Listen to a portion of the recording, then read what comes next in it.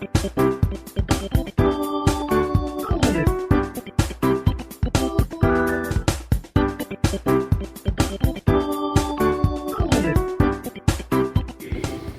Hebreus capítulo 11, nós vamos ler o capítulo 12, do verso 1 ao verso 3. Hebreus capítulo 12, versos 1, 2 e 3. E quem puder, vamos em pé. Irmãos, havia uma expectativa, do começo de ano. Alguns daqueles mais, como dizem, agoreiros que fazem os prognósticos, eles começam a narrar que o ano será ruim, que o ano será desta forma. Alguns dizem que o ano será bom, outros falam que é ruim. Alguns fazem algumas análises política, econômica, financeira, e vai fazendo tantas coisas. Outro para a família, mas ninguém pensa para falar sobre a situação pecaminosa do mundo, como é que o mundo está. 1 João, por exemplo, 5,19, temos falado aqui, ele diz: olha, nós sabemos que nós somos de Deus e que o mundo jaz do maligno, é fato. Hebreus capítulo 11, ele vai descrever que, olha, nós sabemos que as coisas que nós vemos, ela veio do que era oculto. E ele diz que a fé é a convicção de coisas que se esperam. Nós esperamos e nós temos fé e nós dependemos de Deus e nós deixamos o que não vimos ou que não vemos com Deus, porque a Bíblia diz que Deus é infinitamente poderoso para fazer mais do que pensamos ou imaginamos, ou seja, Deus faz além do que nós pensamos ou imaginamos. E ele diz: e sem fé é impossível agradar a Deus. Então, o que nós devemos levar para 2025 e até Jesus Cristo voltar? Tem um resumo dessa história lá no 1 Coríntios 13, tem um resumo do que você, do que eu, do que nós precisamos para levar neste novo ano. Ele diz o seguinte: olha, é preciso levar amor, fé e esperança. Essas três coisas, elas são básicas para a nossa vida cristã em todos os aspectos. Ele diz: se nós tivermos amor, nós vamos ter uma vida razoável. A Bíblia nos ensina a amar até os diferentes, amar, perdoar, o fruto do Espírito sempre presente. Então teremos uma vida boa e não entramos em grandes confusões, porque nós amamos, porque Deus nos amou primeiro. E ele disse: a esperança, nós nos alimentamos de esperança, de que o dia amanhã, o dia de depois da manhã, o final do ano, será sempre melhor. Porque se nós chegamos até aqui com todas as lutas e provações, e alguns por adversidades, e alguns atravessaram os vales de sombra e de morte, e de lutas e perseguições, e nós chegamos até aqui, eu disse: então, louvado seja o nome do Senhor, porque sem fé é impossível agradar a Deus. Então já chegamos até aqui, então vamos para frente. Nós lemos ali no café da manhã, Lucas 17, os versos de número, principalmente verso 30 e 31, quando Cristo está falando sobre a sua volta, e ele vai dizer que nós precisamos olhar para frente e não para trás. E ele cita o exemplo da mulher de Ló, que vai olhar para trás. E aí, como eu falei, nós temos mais de 70 nomes de mulheres que são citados na Bíblia, mas só a mulher de Ló, que não aparece o nome, é que a Bíblia diz assim: olhe para o exemplo dela, ou seja, o exemplo negativo, porque olhou para trás. E muitos estão no ano de 2025, mas muitos ainda com os olhos ou consequências no ano de 2024, nos anos anteriores, são muitas coisas para trás. A pessoa nunca olha para frente, aí vem tanta depressão, tanta frustração, tanta dificuldades, porque os olhos ainda estão no retrovisor. E aí Cristo vai dizer o seguinte: olha, cuidado com o exemplo da mulher de Ló, olha para frente, é para frente que se olha. Então, esse 2025 e os anos vindouros, eles estão na mão do Senhor, e ele diz: como é que você vai andar e andar bem para lá? Ele começa o capítulo 12 de Hebreus dizendo: portanto também nós. E quando ele cita todo o capítulo 11, ele coloca como se eles estivessem num estádio, e aí você vai entrar e eles vão aplaudir. É claro que isso não acontece, mas o que ele está falando é o exemplo de fé do Velho Testamento, e ele começa logo com a história de Abel, e ele vem dizendo toda aquela história, e ele passa pelos patriarcas, passa pela história de Israel, passa por todo o período da caminhada de Israel, para chegar nesse capítulo 12 e dizer, portanto, também nós. Então nós olhamos para de Abel até nós, até Cristo, e aí você vê uma história de luta, de perseverança, de vitória, que eles não desistiram, mas tiveram problemas. Ele cita pessoas que tiveram seus filhos mortos, ou pessoas que foram queimadas, pessoas que foram devoradas. Ele vai colocando todas as lutas, e ele vai repetindo por causa da fé, por causa da fé, e aí no final, para dizer, portanto, então também nós, então corramos com perseverança. Essa proposta do cristianismo que nós estamos vivendo, ou de alguns pregadores, não só leigos, mas de falsos profetas de nossos dias, que 1 João 4 fala, eles não são de Deus nem de Cristo, eles são falsos profetas, eles falam do mundo, por isso o mundo os ouve. E ele disse, nós somos de Deus, e por isso só nos ouve quem é de Deus. Depois você lá lê 1 João capítulo 4, verso 1 em diante, ele diz, olha, o mundo eles falam e o mundo ouve, mas nós somos de Deus, então quem nos ouve são os de Deus. Os que não são de Deus não nos ouvem. Então nós estamos vivendo em dias em que o falso profeta está proclamando em bom som as suas heresias, e o mundo está ouvindo, e alguns cristãos podem ficar tão impressionados, como o salmista fica no Salmo 73, quando ele diz, Senhor, quase que meus pés se resvalaram quando eu olhava para o ímpio, porque eles parecem que não têm problemas, eles não têm dificuldade, para eles está tudo normal, eles desandam a boca, falam coisas do Senhor, e eles vão indo, parece que bem, até que eu atinei para o fim deles, quando eu estava na casa do Senhor, e aí eu vi que eles estavam em lugares escorregadios. Então é preciso que, nesse ano que se inicia, a gente comece e termine com amor, fé e esperança, mas também que a gente observe a história do passado, a história dos homens e mulheres de fé, e note que elas enfrentaram problemas, lutas, dificuldades em todos os aspectos. No entanto, eles foram mais do que vencedores, tão somente por meio da fé, porque sem fé é impossível agradar a Deus. O que está sendo proclamado em nossos dias é que não precisa fé salvadora, é só uma fé positiva, um sentimento positivo. Aí você determina, você ordena, você toma posse e as coisas acontecem. Biblicamente falando, você não tem nenhuma base para esse tipo de pensamento ou sentimento.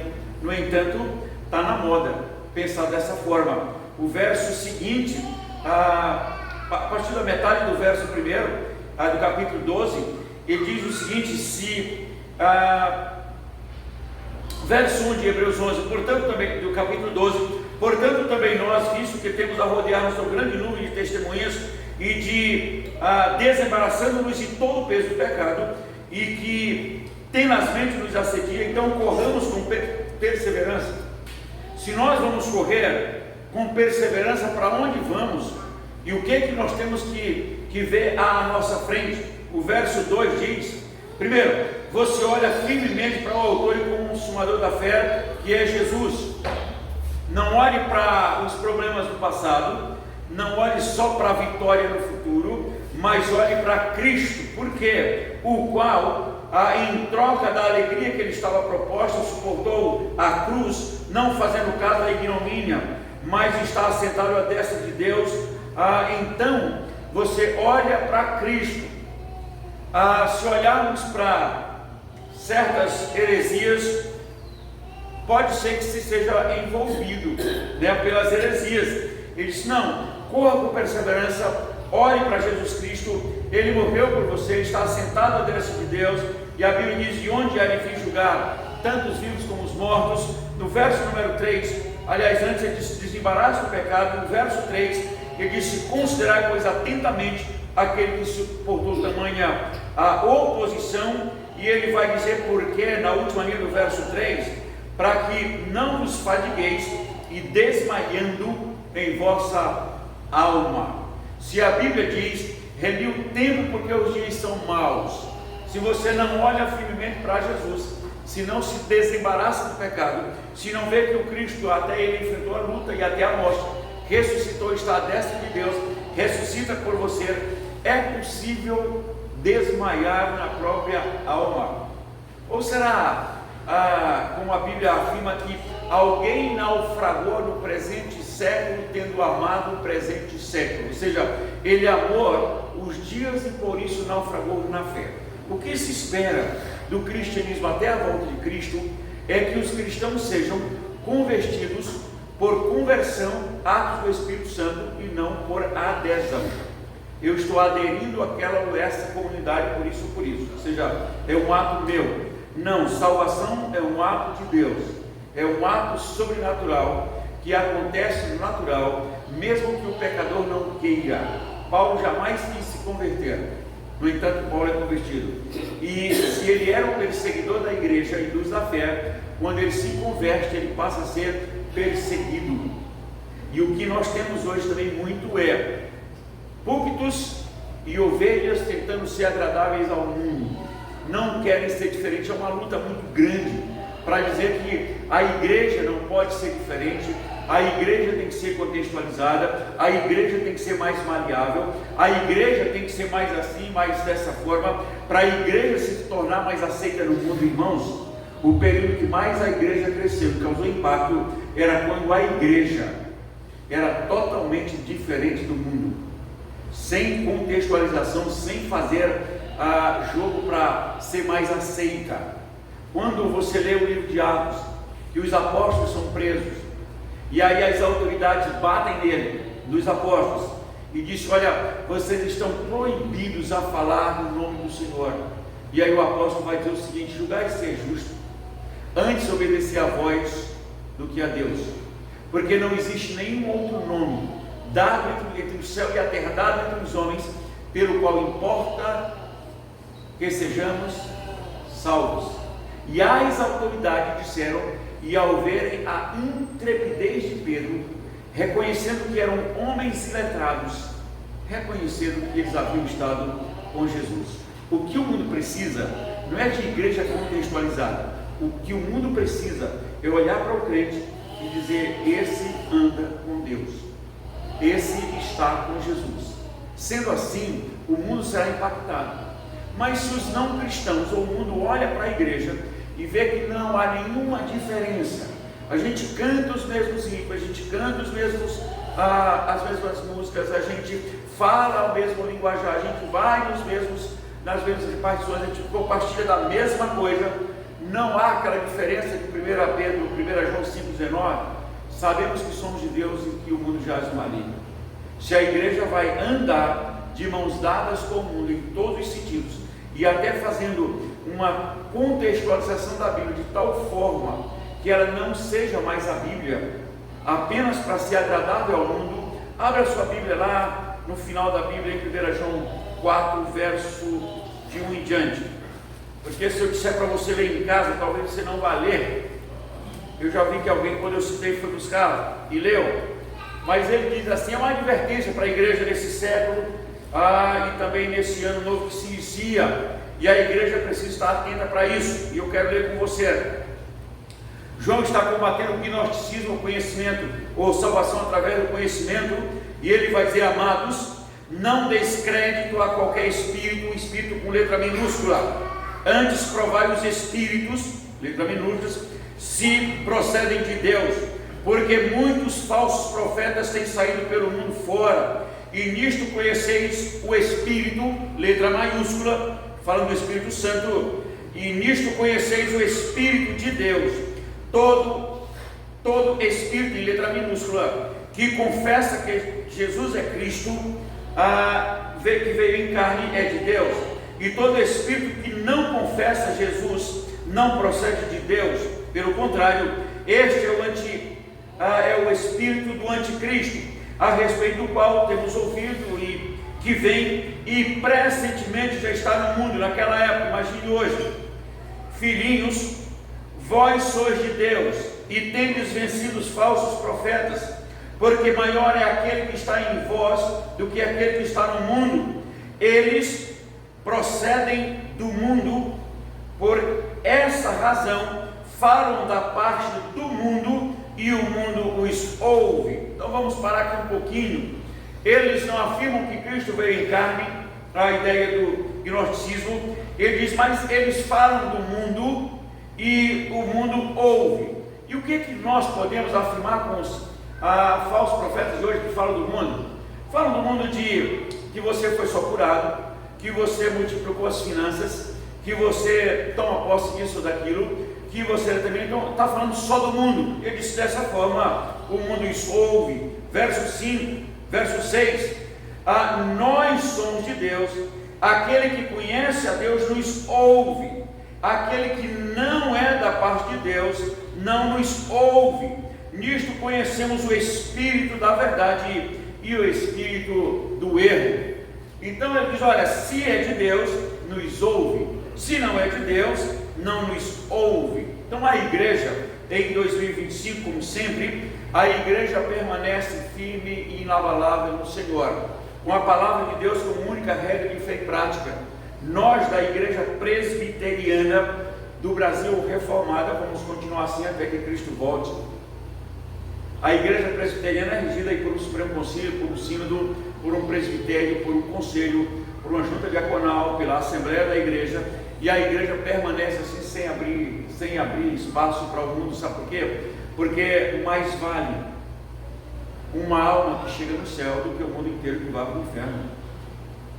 A igreja presbiteriana, ela é uma igreja reformada, e ela é uma igreja que prisma pela palavra de Deus e por uma proclamação expositiva da palavra de Deus. Então essa história que nós estamos vivendo em nossos dias, de muitos sonhos, de muitas visões, de vários testemunhos ou testemunhos, que você já tem uma narrativa bíblica de testemunhos e de histórias registradas na Bíblia que servem para a nossa edificação. E o que Deus faz em nossa vida não é nenhuma novidade, porque Deus é o autor do impossível. Deus é aquele que faz como, quando quer. E a igreja ora e é grata, e nós podemos testemunhar sim, e as pessoas veem o que Deus já fez em nós. E a maior obra que Deus fez em nós não é alguém ressuscitar ou alguém ser curado de uma enfermidade, mas a maior obra que Deus fez em nós foi o novo nascimento. Isso foi tão sublime, tão extraordinário, que Deus se fez homem e desce à terra para que nós tivéssemos vida e vida em abundância. O mundo está dizendo que o Deus que chamou Abraão, o Deus que fez isso, o Deus que vai fazer em você também. Não, se ele não quiser, ele não vai fazer. Se ele tiver um outro propósito, ele não vai fazer. E nós iremos morrer um dia, vamos para a glória. Mas a obra que nós proclamamos é que Deus veio buscar e salvar o que estava perdido. Cristo disse: o reino de Deus está dentro de vós. A pregação do Evangelho é para que o homem pecador creia e seja salvo.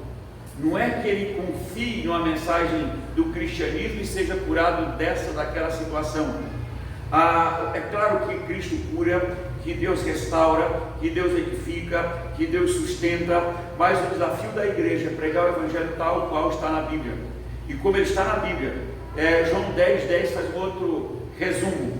A Bíblia diz que o ladrão vem para matar, roubar e destruir, e eu vim para que tenham vida e vida em abundância. Colossenses 1:13-14, ele vai dizer que Deus, que Cristo, ele nos resgatou do império das trevas e nos transportou para o reino do Filho do seu amor, no qual temos a redenção e a remissão de nossos pecados. E olha que situação, quando Cristo disse que o reino de Deus está dentro de nós. No reino das trevas, o pecador não é só súdito, ele termina reinando com o próprio império das trevas. E no reino de Deus nós somos servos e embaixadores, de acordo com 2 Coríntios capítulo 5, verso 20. Nós somos embaixadores de Deus, Então o mundo precisa ouvir a voz de Deus através da revelação natural e através da convicção do cristão. O mundo ouve a voz de Deus através do cristão. Que Deus nos abençoe. Amém. Vamos orar.